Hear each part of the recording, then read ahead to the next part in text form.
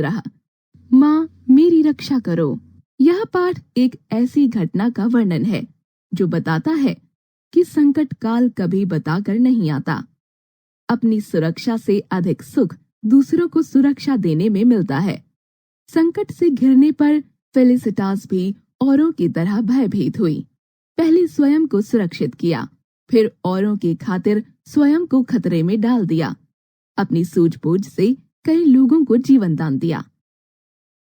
माँ द्वार पर झाड़ू लगाकर लौटी तो देखा कि मैं नाश्ता करके तैयार हुई बैठी हूँ। माँ ने कहा, फेलिसिटास तुम जाओ बेटी। अच्छा माँ, कहकर मैं चल दी थी। ए फेलिसी, मेरी सहेली फिलोमेना दौड़कर मुझसे लिपट गई। तभी नाव आ गई। हमारी नाव कसरेल गांव जा रही थी। वहां हमें माँ मैरी के जुलूस में भाग लेना था। सूरज डूब रहा था। नाव चली जा रही थी। नाव में कुल 90 लोग सवार थे। अचानक आकाश को काले बादलों ने ढक लिया। पानी की लहरें बार बार नाव से टकराने लगीं। नाव जोर जोर से हिल रही थी। बच्चे चीख उठे। एक मल्लाह चिल्लाया, घबराओ नहीं। फिलोमेना ने घबराते हुए कहा, मुझे तैरना नहीं आता। नाव में सवार कई लोग तैरना नहीं जानते थे। तेज चलो बेटा, और तेज। बूढ़े मल्लाह ने अपने बेटों से कहा। बड़ी जोर का तूफान उठ रहा है। डर के मारे सबके चेहरे पीले पड़ गए। सब लोग प्रार्थना करने लगे, हे माँ मैरी, यीशु की माँ, हम सब की माँ, हमारी रक्षा करो।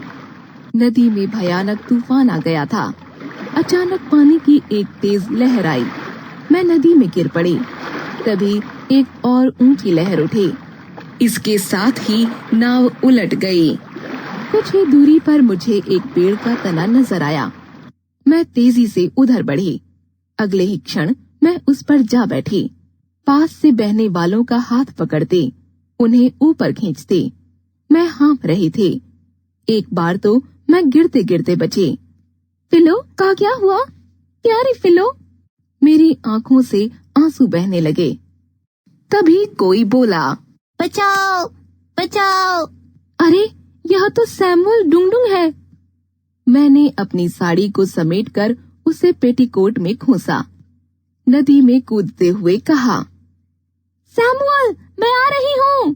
साड़ी का एक सिरा दांतों में दबाकर पूरा बंडल उसकी ओर फेंकते हुए मैंने चिल्लाकर कहा, यह साड़ी पकड़ो, मैं तुम्हें खींचती हूँ।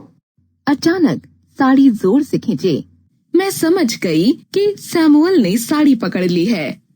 मैंने तेजी से तैरते हुए उसे सचेत किया, साड़ी पकड़ लो डुंगडुंग। हाय, यह तो डूब रहा है। मैं बुरी तरह थक रही थी। मुझे लगा अब मैं डूब जाऊंगी। अपनी पूरी ताकत लगाकर मैं आगे बढ़ी। मार्कस ने मुझे हाथ पकड़कर बाहर खींचा। हम दोनों ने मिलकर सैमुअल को खींचा। उसके पेट का पानी निकाला। हम सब ठंड से कांप रहे थे।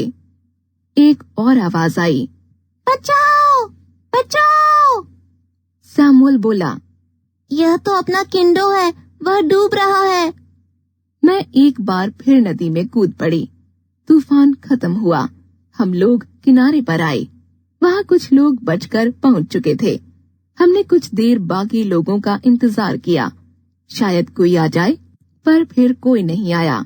वापस न आने वालों के लिए मन दुखी था, पर खुशी इस बात की थी कि हमारे साहस और सूझबूझ से कई लोगों को जीवन दान मिला। लेखिका सिगरुन श्रीवास्तव।